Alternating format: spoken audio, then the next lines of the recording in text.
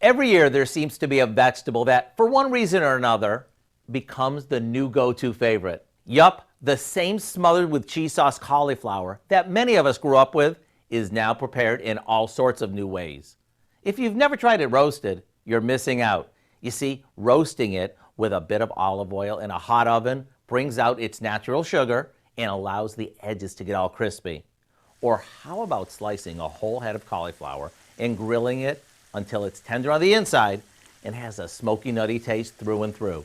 And a real big craze is mashing it after it's steamed or boiled. All we have to do is add some butter, sour cream, and a few off-the-shelf spices. It doesn't get any easier than this. What we end up with looks and tastes like mashed potatoes, but without all the carbs.